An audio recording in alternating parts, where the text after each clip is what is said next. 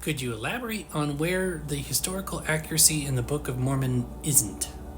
Okay, so you're asking what is inaccurate in the Book of Mormon. Well, first off, we have to understand that the Book of Mormon is not meant to be a history book. It mentions some supposed historical events, but it's not meant to be a history book. Just like the Bible isn't meant to be a history book. It has a lot of history in it, but it's not a history book. So let's keep that in mind, okay? So first off, the main thing you're going to find out is that it mentions primarily three groups when it comes to its historical references. And there's a big difference between the Bible and the Book of Mormon. Now, the Book of Mormon, or BOM, the BOM mentions a group that came from descendants from the Tower of Babel, that they came over to the Americas.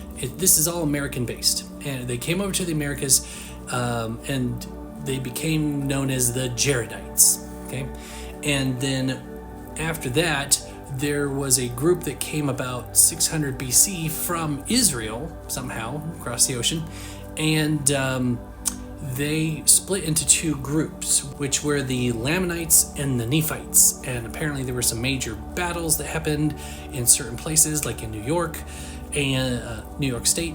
And the problem is that, let's take the Bible as an example. For a long time, people did not believe that Jericho actually existed. But then archaeology found Jericho, confirmed it existed. Every time history says the Bible is wrong, eventually the Bible is proven correct. However, with the Book of Mormon, its historicity is none, zero, zip, zilch, nada, nothing. There is absolutely no historical evidence that these three groups are the ancestors of Native Americans. None at all. There's nothing found in the fields to ever record there were battles in the places where they say there were battles, and there's no records in Native American history saying that they were ever these people or came from anywhere like that at all. No.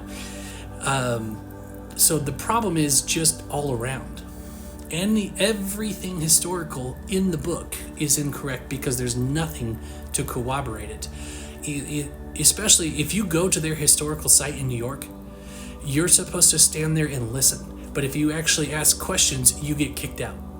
It's that simple, because they know they don't have answers. There are people in the LDS movement that challenge the Book of Mormon. They say, hey, we shouldn't really be holding on to this book, and good for them.